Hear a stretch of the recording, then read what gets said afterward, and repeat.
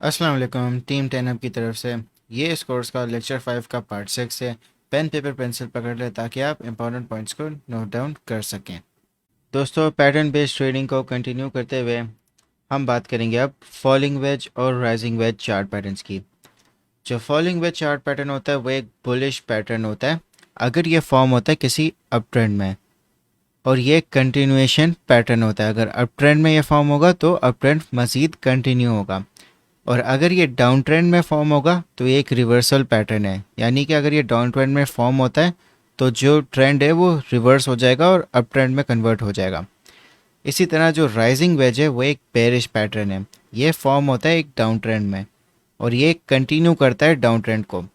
अगर ये किसी अप ट्रेंड में फॉर्म होगा तो इसका मतलब एक रिवर्सल पैटर्न है, अप ट्रेंड होगा वो कन्वर्ट हो जाएगा डाउन ट्रेंड में। जो वेज का शेप होता है वो बिल्कुल इस तरह का होता है, समझ लें एक पिज़्ज़ा स्लाइस की तरह होता है।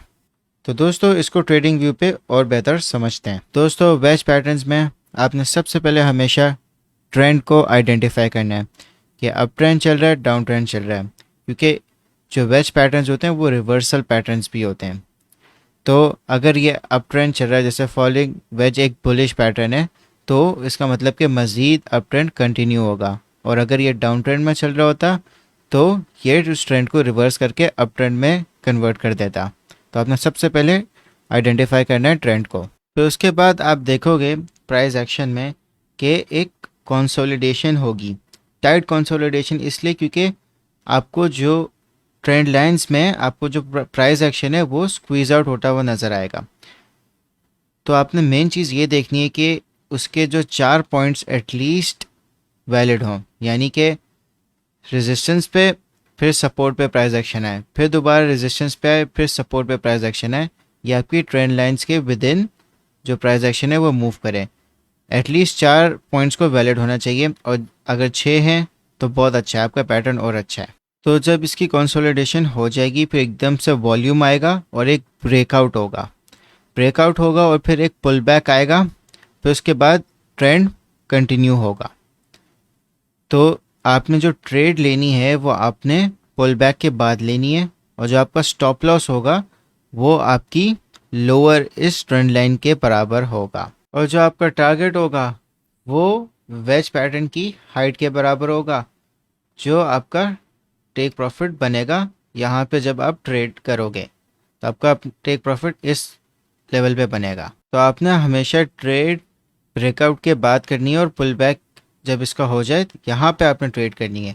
आपने इस लेवल्स पे ट्रेड नहीं करनी, क्योंकि ये पैटर्न फॉर्म हो रहा होगा, आपको नहीं पता कि ये पैटर्न वैलिड है या नहीं होगा। तो आप हमेशा ब्रेकआउट का एटलीस्ट वेट करना और ट्रेंड लाइंस बना लेना, और ये जो पॉइंट्स अगर ये वैलिड हैं तो फिर आपका पैटर्न सही है।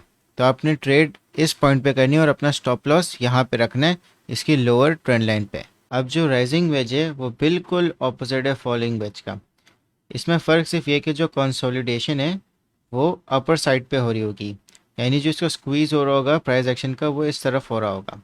तो आप देख सकते हो कि आपको सपोर्ट और रेजिस्टेंस पे 4 कन्फर्मेशंस होंगी, फिर उसके बाद एक ब्रेकआउट होगा और फिर एक पुल बैक होगा, फिर उसके बाद मज़ीद डाउन ट्रेंड में चला जाएगी प्राइस एक्शन। स्टॉप लॉस आपका इसकी अपर ट्रेंड लाइन पे होगा, और जो आपका टेक प्रॉफिट होगा वो इसकी हाइट के बराबर होगा, बिल्कुल ऑपोजिट जो आपको फॉलिंग वेज में समझाया है। आपने बस ये प्रॉपर्टीज़ को याद रखना है, क्योंकि जब आप इन प्रॉपर्टीज़ को याद रखोगे तो आपको सही से पता चलेगा कि ये वेज पैटर्न नेक्स्ट मूव क्या करेगा। तो आप इन प्रॉपर्टीज़ को नोट डाउन कर लो। तो दोस्तों, जैसा कि आप देख सकते हो कि एक अप ट्रेंड चल रहा था, फिर उसके बाद ये फॉलिंग वेज पैटर्न फॉर्म हुआ। आप इसकी कन्फर्मेशंस देखो कि यहाँ पे इसका फर्स्ट टच हुआ, फिर यहाँ सेकंड टच हुआ, फिर थर्ड टच हुआ, फिर फोर्थ टच हुआ, फिर इसका ब्रेकआउट हो गया, और किस तरह आपके एग्जैक्टली टारगेट से काफ़ी ऊपर ये ट्रेंड कंटिन्यू हुआ। तो वेज पैटर्न्स को आइडेंटिफाई करना बहुत आसान है। तो अगर आपने ब्रेकआउट के बाद पुल बैक पे ये रेड कैंडल पे आपने ट्रेड ली होगी और अपना स्टॉप लॉस इसकी लोअर ट्रेंड लाइन पे रखा होगा, आप कितना मतलब फिर भी आसानी से आपका टेक प्रॉफिट हिट हो गया, बजाय किसी भी तरह भी आप लॉस में नहीं आए।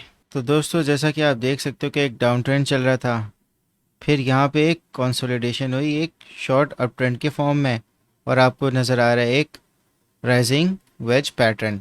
तो जैसा कि आप देख सकते हो कि यहाँ पे इसके पहला पॉइंट कंफर्म हुआ, फिर यहाँ दूसरा हुआ, फिर यहाँ तीसरा हुआ, फिर यहाँ फोर्थ होके ये ब्रेकआउट में चला गया।